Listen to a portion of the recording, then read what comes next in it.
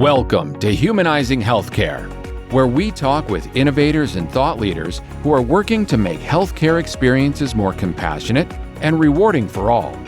Our host is Chris Malone, founder of Fida Health and author of the award-winning book, The Human Brand: How We Relate to People, Products, and Companies.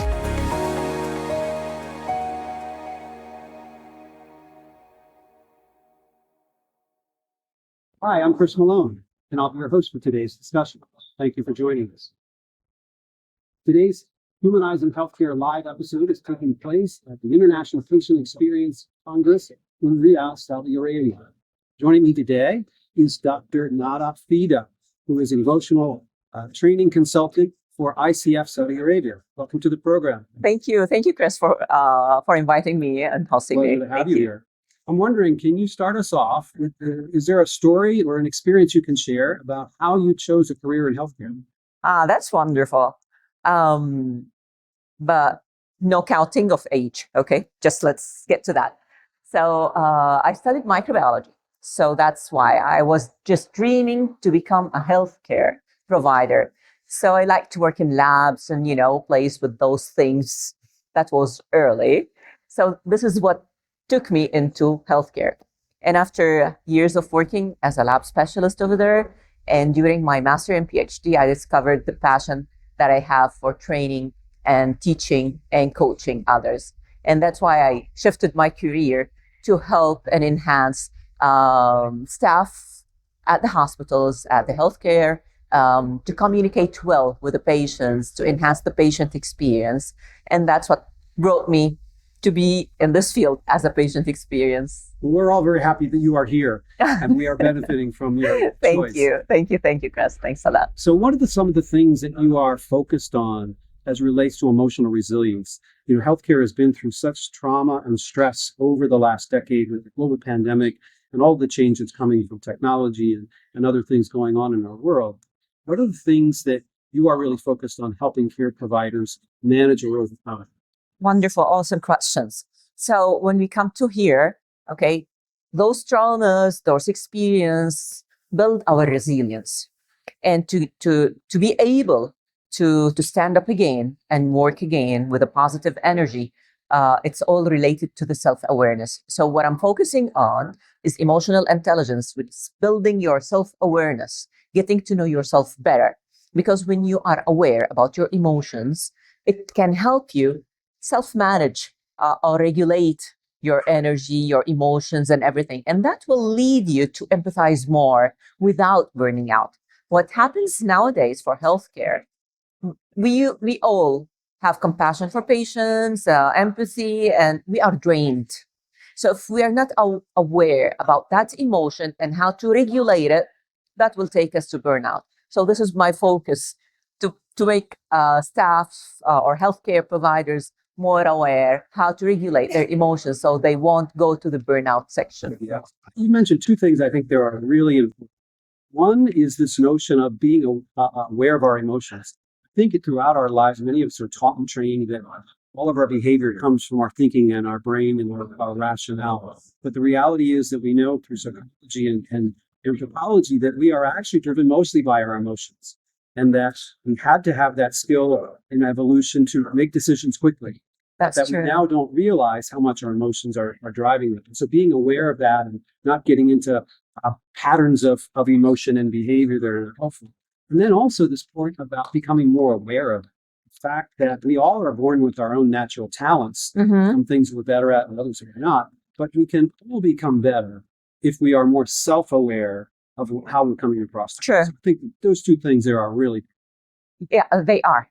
And from my experience, when I went through lots of experience with healthcare providers and taking this journey with them, I have noticed the change. I have noticed how growth in their mindset and the way they are dealing with things and problems, solving things and becoming more relaxed human being. That's I totally 100% cross my fingers on that, the self-awareness thing. Now, I wonder, in your view, do you think there is an opportunity in the process of medical education? I think there's so much that is taught on clinical, biological, medical science that is necessary for care to be effective. Do you think that there is an opportunity for there to be more part of the education around the emotional intelligence and self-awareness as part of the training program? I think we are working towards that one because it's part of getting your license or something. There's a part of it on communication, how to communicate with patients, how to deal with them, how to enhance it, how to work on it. So if we're focusing over there, so comes the patient care, the empathy, and it's all parts of the emotional intelligence. So, right. Yeah. And so what do you see at this point in time, given the progress that's been made and the opportunities that remain, what do you see as the big challenges that we still, as an industry, have to solve? Anything in particular? I just hope everybody focus on humanizing the healthcare. So with running so fast and digitalization and AI, all those are tools. But how to use or how to implement those tools without forgetting that we are human.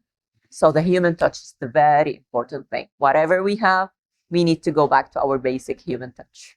As much as things change around us, the technology that comes and goes, the way that we were wired, our brains, our psychology, and the way our minds work hasn't changed in thousands of years and isn't going to change in our lifetime. So we need to hold on to that. That's true. Everything else changes. That's true. That's true. Yes. Now, there are many young and emerging leaders here at this conference who might aspire to, do the kind of work that you do.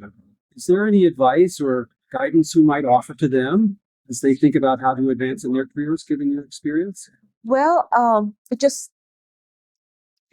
good to have a result driven, but you need to go back one step and think of yourself and your intention.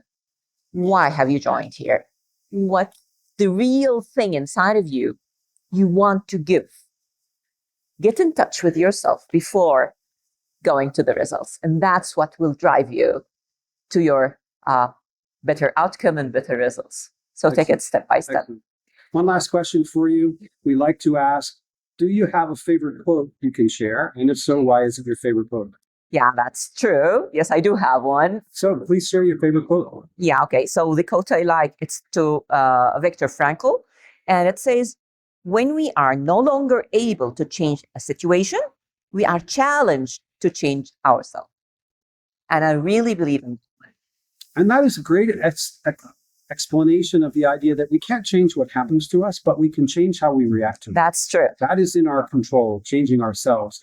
And so that is something that we can all internalize. That's true. Start with yourself. Thank you so much for joining us today. It's been a real pleasure to talk with you. Thank you to our listeners as well. Please be sure to join us for our next episode of Humanizing Healthcare Live with International Connects Congress here in Riyadh, Saudi Arabia. We'll be talking to another innovator and leader in healthcare.